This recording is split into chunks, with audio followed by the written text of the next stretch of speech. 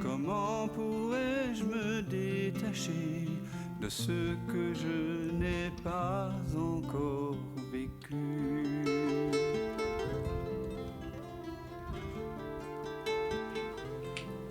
Alors bienvenue à tous en satsang.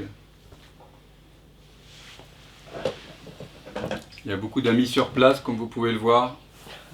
Voilà. Et donc, comme je le disais tout à l'heure, vous êtes les bienvenus sur place.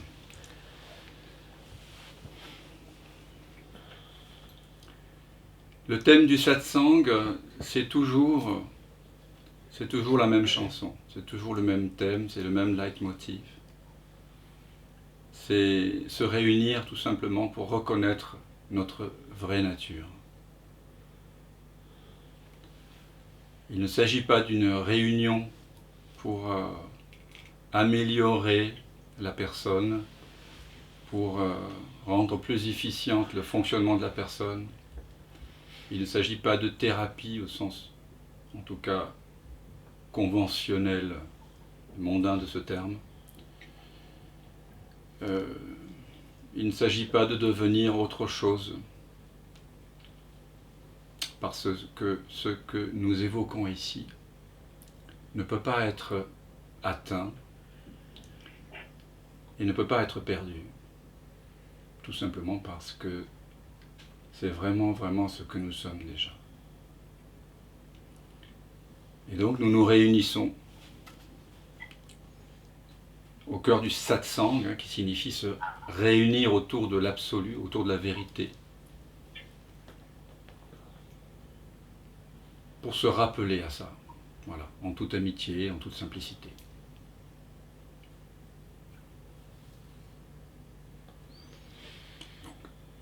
Dan, il anime ce satsang, mais il ne détient pas la vérité. Aucun ici la détient.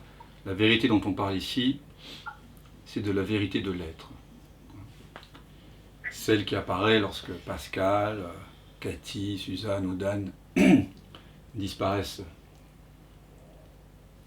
Lorsque l'apparence de Pascal, Cathy, Suzanne ou Dan apparaissent du centre de l'expérience. Lorsque l'illusion tombe, la réalité se révèle d'elle-même. Nous allons, par des mots,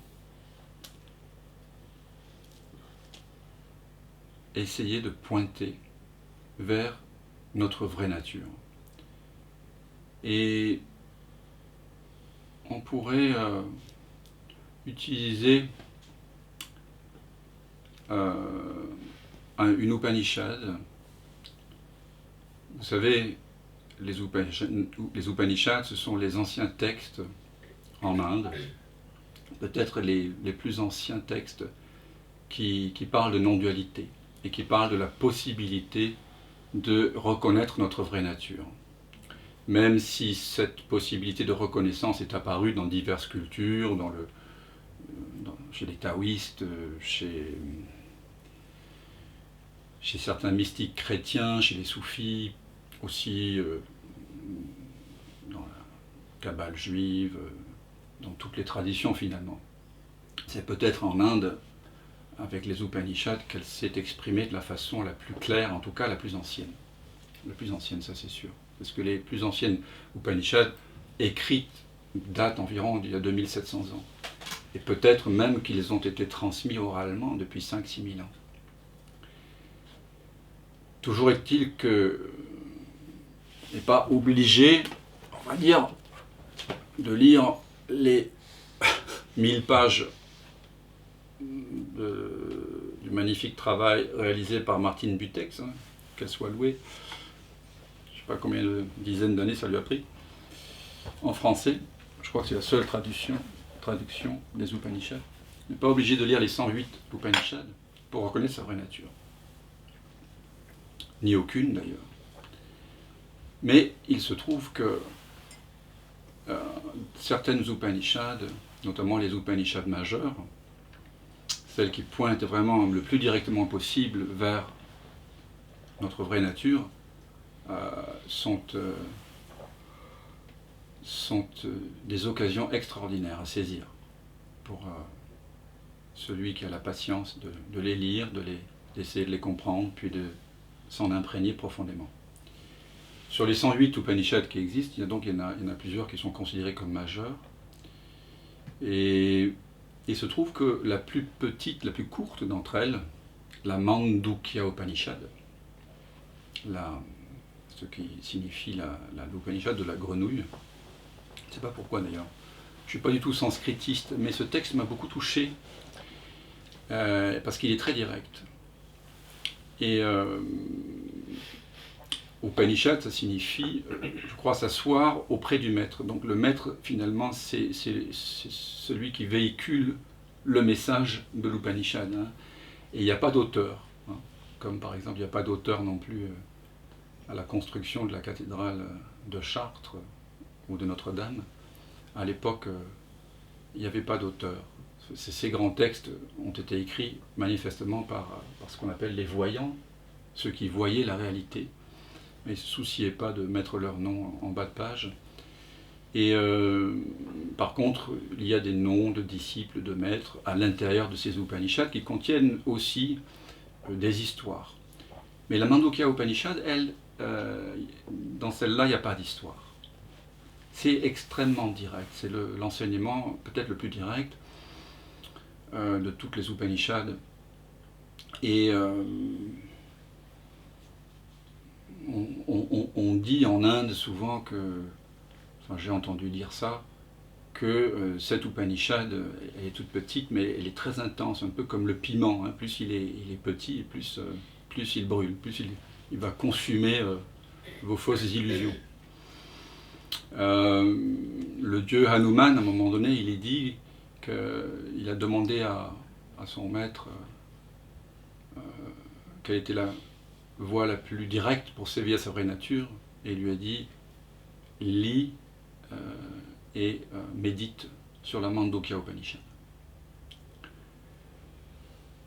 Plus près de nous, certains d'entre vous l'ont connu, ou en tout cas ont certainement lu ces livres, qui sont des merveilleux pointeurs.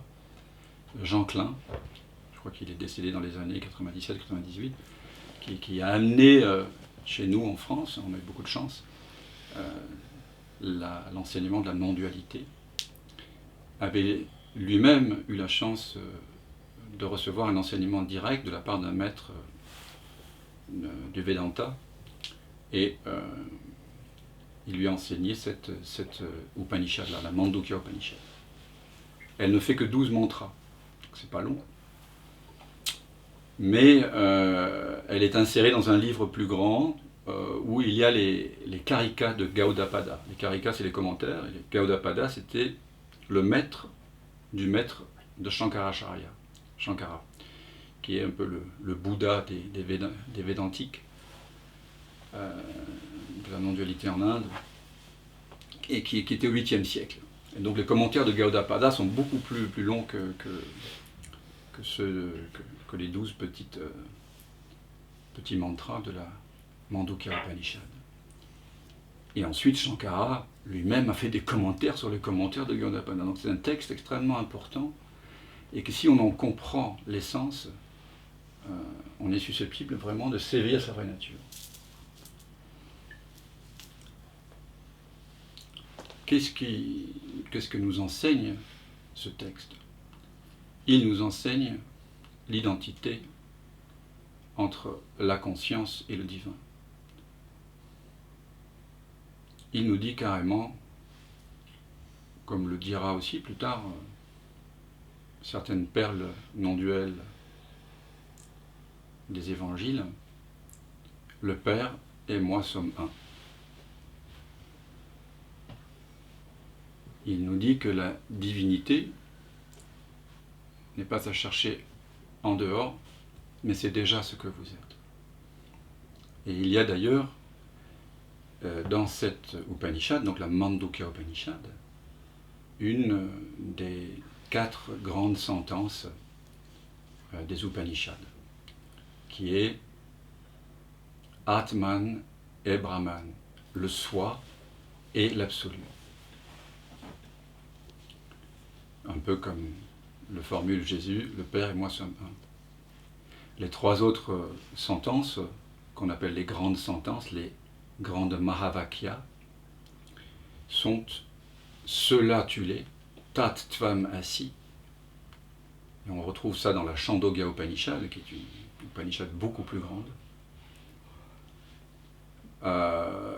Je suis Brahman, ça vient de la Brihadaranyaka Upanishad. Et la conscience que je suis maintenant est l'absolu. Donc toutes ces grandes sentences nous révèlent notre véritable identité.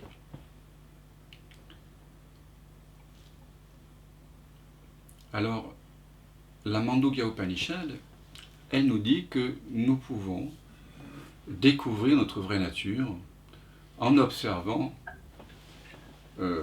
les différents aspects que nous prenons. Et elle va nous dire que nous prenons 4 aspects différents. Tout humain vit en effet un état de veille, c'est celui dans lequel nous sommes apparemment maintenant. Alors nous, la plupart des gens appellent ça l'état éveillé, parce que on est éveillé par rapport au rêve, par rapport au sommeil profond. Est-ce l'éveil? On va voir. En tout cas, c'est l'état de veille, dans lequel donc on croit la plupart du temps que ce que nous percevons, la réalité matérielle, est l'ultime réalité. Moi je suis quelqu'un, je suis l'auteur de mes pensées, je suis quelqu'un qui choisit les actions, je vis dans un monde, et la réalité c'est ceux des corps différents, la réalité des forêts, des océans, des planètes, voilà. C'est la réalité qu'on semble vivre tous quand on se prend pour quelqu'un de séparé. Hein. Mais en tout cas, c'est l'état de veille. Je pense qu'on est tous là dans l'état de veille. Enfin, on peut se pincer pour voir. Vous savez, il y avait cette histoire célèbre là de Chuang Tzu qui rêvait qu'il était un papillon, et puis tout d'un coup, donc il se réveille et il se demande s'il n'était pas un papillon en train de réveiller qu'il est Chuang Tzu. Déjà, ça pose des questions. Je vois Axel sourire. Mais on va aller un peu plus loin avec la Mandukya Upanishad. Donc on est d'accord, on est tous dans l'état de veille? Oui. Vous n'êtes pas en train de dormir? Non. Bon, parce que peut-être que je suis un peu soporifique. Vous ne vous attendiez pas à ce qu'on fasse une lecture des Upanishads. Bon. Et puis, donc, il y a cet état de veille que nous expérimentons tous. Et puis, le soir venu, hein, qu'on soit un grand Bouddha ou un dictateur sanguinaire, eh bien, on s'endort et on quitte le monde de l'état de veille. Et alors, on oublie complètement l'état de veille. Hein. Il n'y a plus aucune preuve de l'état de veille. Et on entre dans un autre monde, le monde peut-être du rêve ou du sommeil profond. Alors dans le monde du rêve, il n'y a que ce qui nous apparaît au travers du mental. Il y a une espèce de corps mental qui apparaît. C'est un autre vécu. Et quand nous sommes dans l'état de rêve, et que nous croyons être quelqu'un au sein du rêve, eh bien nous sommes complètement oublieux hein, de l'état de veille. Et donc, dans l'état de rêve, il y a encore des perceptions, des expériences, des objets, mais elles apparaissent un peu différemment que dans l'état de veille. Elles sont plus distendues, plus étranges. On passe souvent d'un espace-temps à un autre, en ouvrant une porte, on devient passe-muraille, on est fantôme, on peut apparaître en tant que dinosaure, que prince ou que crapaud, ou plein de choses hein, dans le rêve. Mais le rêve est encore un état dans lequel donc, il y a des objets dans la conscience.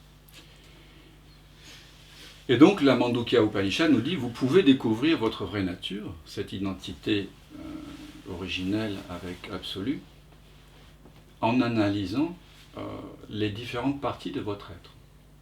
Donc nous avons l'état d'éveil, le premier quartier, ça s'appelle les quartiers. Le deuxième quartier, c'est l'état de rêve.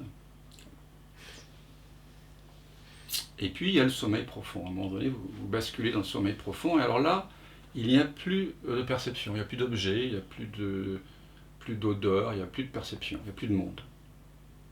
Pas non plus de mental.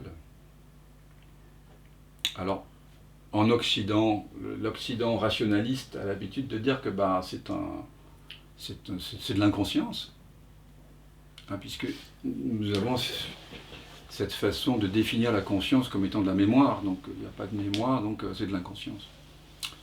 Non, les sages hindous, les êtres réalisés, ils considèrent que le sommeil profond est un état très profond, justement parce que il n'y a pas d'objet dans cet état. Donc la conscience est toujours là. Simplement, au lieu que ce soit une absence de conscience, c'est une conscience de l'absence. Est-ce que nous en avons la preuve? En tout cas, quand on se réveille et qu'on dit « Ah, qu'est-ce que j'ai bien dormi, qu'est-ce que c'était paisible », c'est bien sûr parce que nous avons eu accès à cette dimension où il n'y avait que spatialité, silence, sans objet, sans perception. Et d'ailleurs, je pense que la plupart d'entre vous le savez, si vous voulez torturer quelqu'un, vous le privez de sommeil. La CIA, le KGB et tous les services secrets du monde le savent. Si vous voulez vraiment rendre quelqu'un fou, ou vendre père et mère pour les services secrets adverses, vous l'empêchez de dormir. Donc, qu'on soit dictateur, qu'on ait commis des choses atroces, ou qu'on ait été victime de choses atroces, ou qu'on soit un être tout à fait éthique, nous avons tous besoin de sommeil. Et au moment d'entrer le sommeil, dans le sommeil, on quitte donc l'idée d'être quelqu'un. Donc c'est un état un peu particulier, qui est proche de notre vraie nature. Néanmoins, dans la Mandukya Upanishad, on appelle ça l'état causal. C'est encore un état, parce que d'abord, ça a un début, et ça a une fin. Et puis c'est l'état causal, parce qu'on considère que les rêves émergent de ce silence. Et ils y retournent. Et puis, quand vous vous réveillez le matin, vous êtes au contact, dans les premiers instants, si vous êtes très vigilant, vous êtes au contact de ce silence, de cette paix. Les premiers instants, peut-être ça dure qu'une seconde. Mais pour ceux qui sont attentifs, ça peut durer plusieurs secondes, vous pouvez même le prolonger longuement, et peut-être même toute une vie, il faut voir. Mais en tout cas, pendant quelques secondes, l'ordinateur s'ouvre, l'écran est vierge encore, il y a juste « je suis ». Je ne sais pas encore tout à fait où je suis, dans quel lit je me trouve. Non, je ne parle pas pour moi. Vous voyez ce que je veux dire? On ne sait pas trop où on est, on ne sait pas trop qui on est, mais je suis. Je suis vraiment. Je suis là. Je suis, je ne sais pas, est-ce que je suis un cafard, un éléphant, un extraterrestre, mais je suis. Vous avez ce sentiment d'être qui est là. Et puis tout de suite, arrivent les applications. Les applications, elles ont été upgraded ou pas, mais en tout cas, elles arrivent sur l'écran de l'ordinateur, et là, je suis ceci, je suis cela. Vous voyez. Et donc, la preuve de l'état de sommeil profond, finalement, c'est cette paix que vous ressentez. Et puis, il y a une continuité aussi. Vous n'avez pas cessé d'être. Mais ce sont des états. 3 états.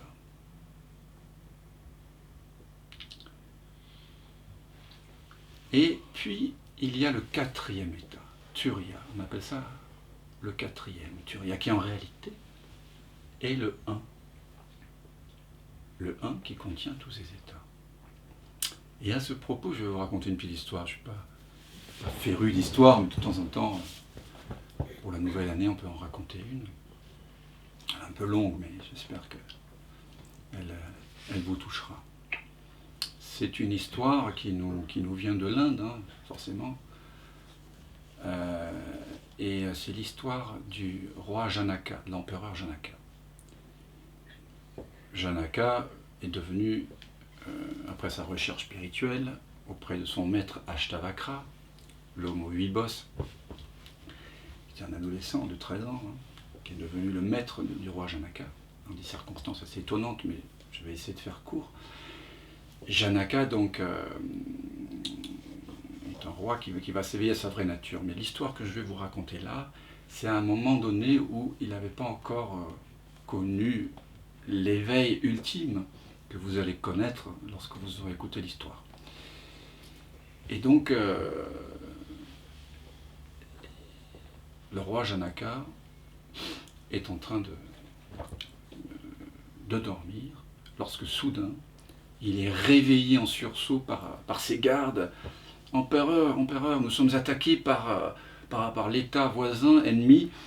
L'ennemi est à nos portes, il faut organiser l'armée. » Alors, il s'habille tant bien que mal et commence à livrer une bataille sanguinolente avec des centaines de morts, des milliers de morts. Et le palais est détruit, sa famille sont tous tués, lui-même est blessé. Enfin, c'est une catastrophe. Pour lui. Il est donc amené très vite. Alors, n'oubliez pas de fermer votre micro, s'il vous plaît. Donc, il est amené très rapidement devant le roi adverse, qui lui dit « Bon, tu es de sang noble, je ne vais pas te tuer, mais tu es déchu de tous tes droits et interdit de fréquenter la moindre personne dans ce royaume, et tu es exilé. » Et donc, il part en exil, et personne n'ose l'aider, parce que bon, sa famille, toute la cour a été décimée, le palais est détruit, et tout le monde sait que le tyran adverse qui a gagné la bataille est extrêmement violent, et qu'il ne manquerait pas de tuer la personne qu'il aimerait. Donc il part tout seul, et il vit comme ça une vie de déchéance, en loques, blessé, affamé, et donc il arrive dans l'état où il a été exilé, et il continue cette errance terrible. Et il va vraiment de Caraïbes en Scylla, quoi. Et puis il arrive à un moment donné devant une queue de gens qui sont affamés, sans doute comme lui, des mendiants. Une sorte de soupe populaire. En Inde, vous savez, c'est le riz et les lentilles. Et donc il fait la queue. Et puis quand il arrive, il est le dernier. Le gars qui était en train de servir tout le monde, il lui dit « Mais il n'y a plus rien. » Alors là, il est à genoux, il se prend les cheveux, il est complètement désespéré. Et quand il voit que c'est quelqu'un qui a une belle énergie, il est un peu touché, le gars, il dit « Bon, je vais essayer de gratter le fond de la casserole, c'est brûlé, mais quoi qu'il en soit, donnez-moi, j'ai une faim terrible, j'ai pas mangé depuis quelques semaines, je bois à peine. » Alors il lui tend dans un bol comme ça ce qui reste là, ce qui est brûlé. Et voilà pas qu'un oiseau surgit avec son bec, fait tomber ce qui est resté dans le bol, dans la poussière, et tout est perdu. Et là, il y a un hurlement de désespérance. Et tout d'un coup, il entend quelqu'un qui lui dit « Sire, sire, qu'avez-vous? Vous avez fait un mauvais rêve ?» Et alors, si ça avait été un être identifié à sa personne, un être normal, il aurait simplement dit « Ah, je viens de faire un cauchemar terrible, peut-être c'est ce que j'ai mangé hier soir, ou voilà, il va peut-être trouver une explication. » Mais qu'a dit l'empereur Janaka? Il a dit est-ce ceci qui est vrai ou est-ce cela qui est vrai? Alors, le soldat, il les aide, lui dit, mais que dites-vous là, je ne comprends pas. Et lui, il répète simplement, est-ce ceci qui est vrai? Est-ce cela qui est vrai? Et ça continue comme ça dans toute la conversation, donc on fait appeler ça à son épouse qui arrive sur le champ. Qu'est-ce qu'il a encore, le vieux? Elle arrive, il lui dit, mais qu'avez-vous? Qu'est-ce qui se passe? Et il lui dit, est-ce ceci qui est vrai? Ou est-ce cela qui est vrai? Elle ne comprend pas non plus, donc elle s'inquiète, elle fait appel au médecin qui arrive sur le champ, à l'aurore. Il commence à l'ausculter, il dit, bon, tout a l'air bien, mais qu'avez-vous au fond? Et on m'a fait venir en urgence, et lui, il dit, est-ce ceci qui est vrai? Ou est-ce cela qui est vrai? Et alors, personne ne comprend rien, on le prend pour un fou, on dit, il est tombé dans la folie. Et le bruit court très vite dans la cité, que le roi est devenu fou. Et puis, Ashtavakra, son maître, avec lequel donc, il s'entretient régulièrement, vient à passer dans cette ville à ce moment-là et entend que le roi est devenu fou. Bon. Il est étonné. Donc il va au palais. Et quand il arrive au palais, le roi est donc devant une sorte de réunion avec tous les nobles, avec tous les papiers qu'il doit signer. Et chaque fois qu'on lui tend un papier, il dit, est-ce ceci qui est vrai? Ou est-ce... Merci, vous avez suivi. Ceci ou cela. Et Ashtavakra, il le regarde et il dit, alors, mon ami, qu'est-ce qui vous arrive? Et il dit, est-ce ceci qui est vrai ou cela? Merci. Yes.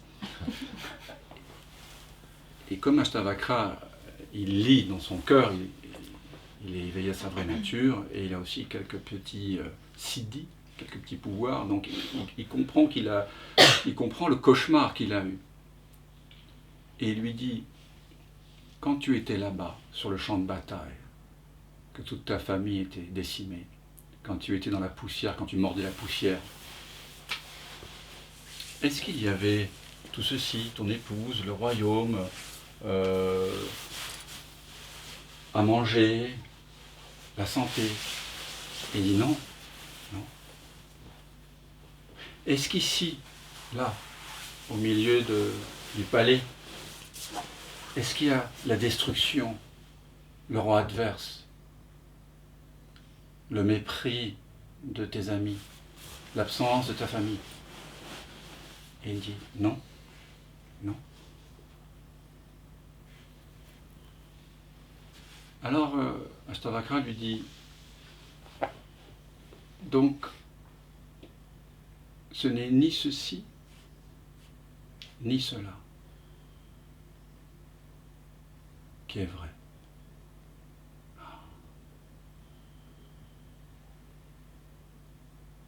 Alors le roi Janaka dit, mais alors il n'y a rien de vrai alors? Il n'y a rien de vrai. Et il faut faire attention quand vous pratiquerez le neti-neti. Parce qu'on n'est pas arrivé à la fin encore de la Mandukya Upanishad. Il n'y a rien de vrai. Et alors Janaka lui dit, mais quand tu faisais l'expérience du cauchemar, d'être dans la misère, de n'avoir rien à manger, tu étais présent, tu étais conscient de ça? Il dit oui. Oui. C'était ton expérience? Oui. Maintenant que tu es assis au milieu du palais à répéter cette phrase, est-ce ceci qui est vrai ou est-ce cela? Tu en fais l'expérience également? Oui. Oui. Donc, ce n'est ni ceci, ni cela. Toi, tu es la vérité ultime.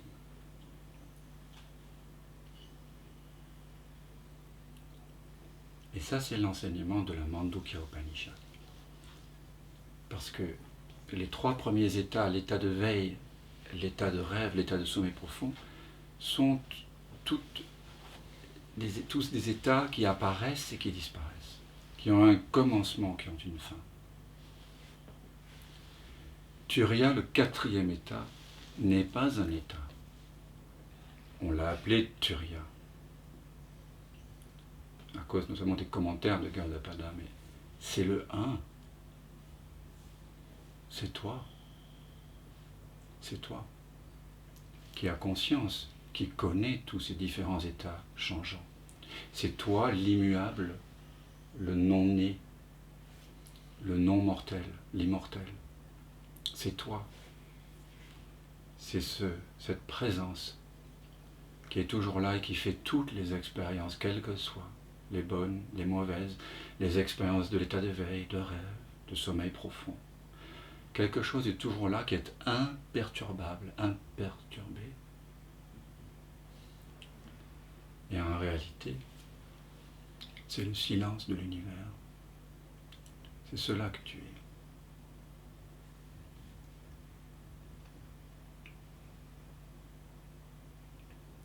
Donc c'est cela l'enseignement de la Mandukya Upanishad. Il nous enseigne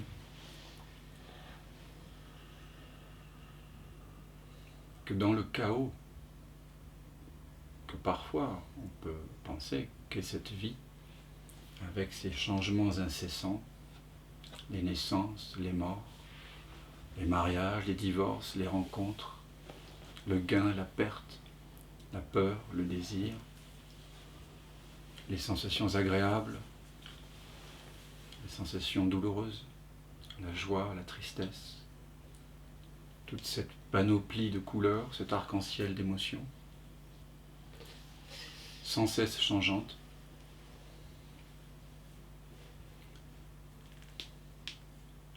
Quelque chose, qui n'est pas quelque chose, est conscient de toutes ces couleurs, un peu comme il y a une lumière unique dans l'arc-en-ciel, mais avec beaucoup de couleurs différentes. Vous êtes la lumière. C'est ça l'enseignement de la Mandukya Upanishad. Vous, toi, tu es la lumière qui éclaire toute expérience. Aucune expérience ne peut apparaître sans l'éclairage de la conscience.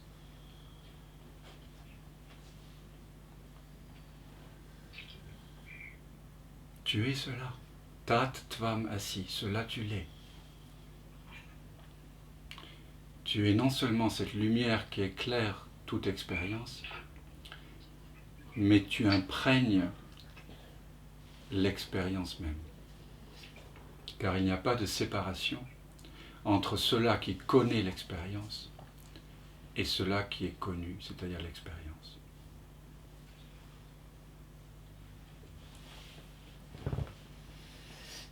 Et lorsque cela est reconnu, il n'y a plus de souffrance.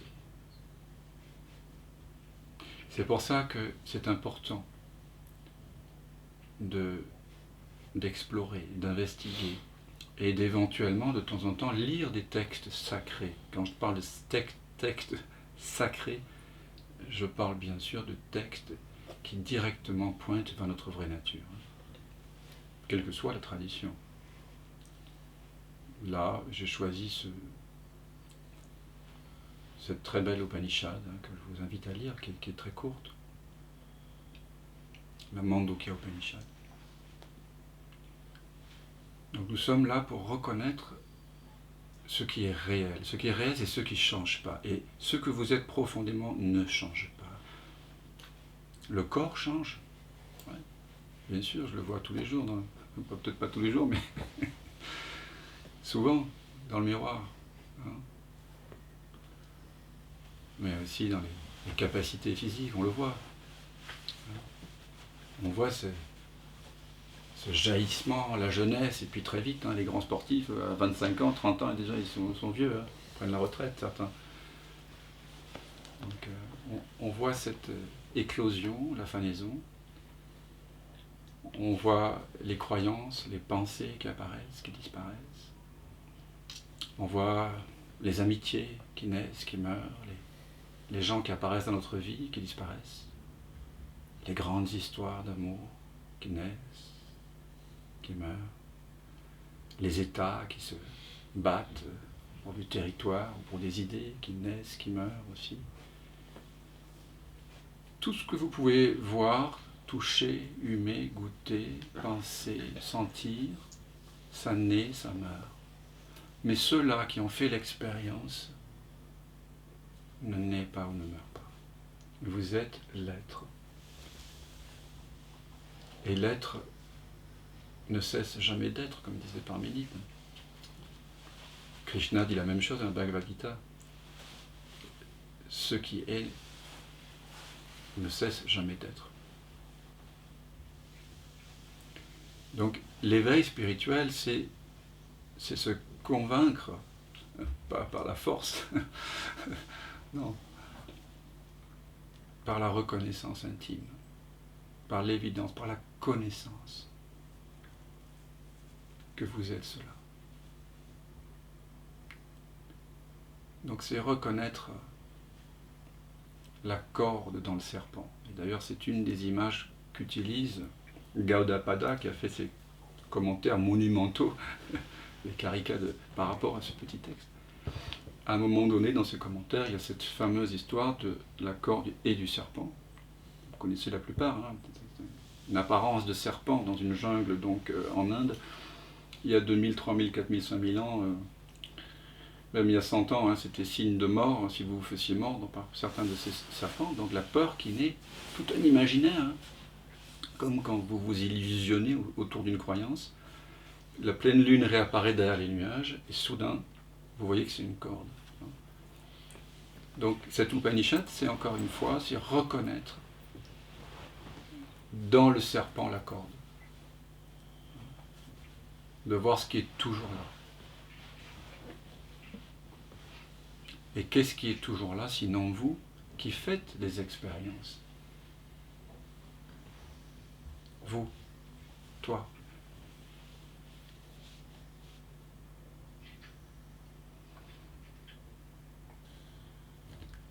Donc ça vaut le coup d'aller voir, ça vaut le coup de méditer, d'explorer, d'investiguer la nature du soi, notre véritable nature.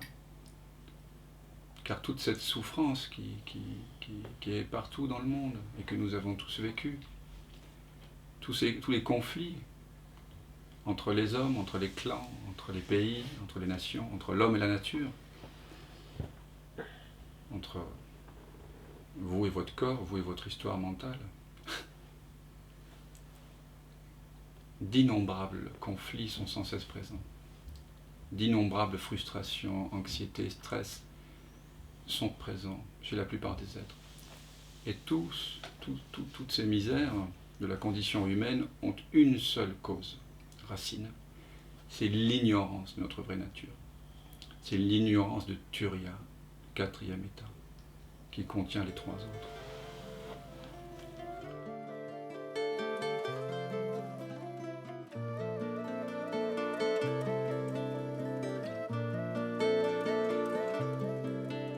On ne peut lâcher que ce que l'on a tenu, mais comment pourrais-je me détacher de ce que je n'ai pas encore vécu?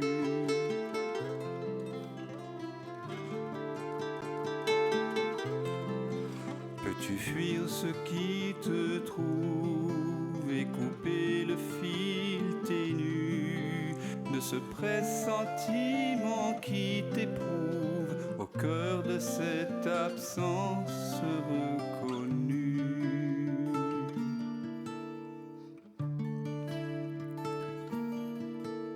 Ceux qui s'obstinent pendant le sommeil, ce que tu sens juste après le réveil, car de la fleur des dérives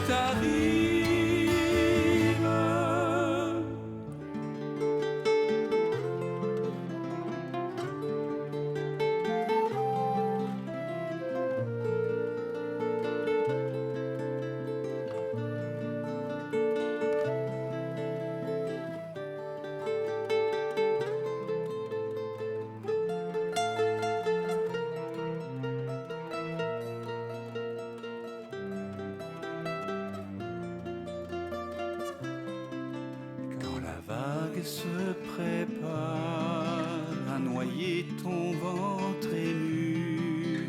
N'aie pas peur, il n'est jamais trop tard pour accueillir le souffle de ta mue.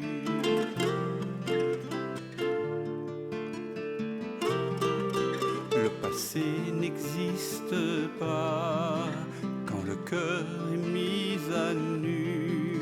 En quittant le vu pour vraiment voir, tu cueilles en toi ce monde entreaperçu.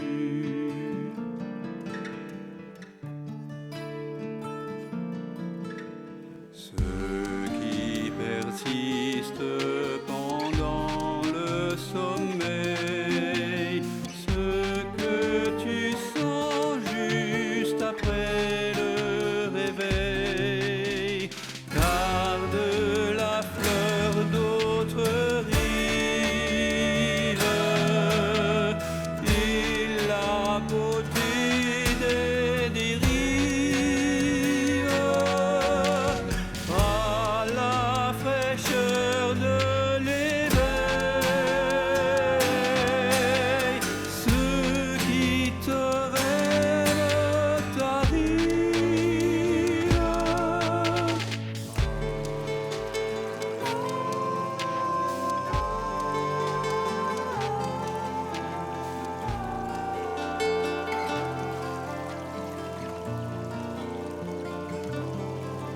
On ne peut lâcher que ce que l'on a tenu. Mais comment pourrais-je me détacher de ce que je n'ai pas encore vécu?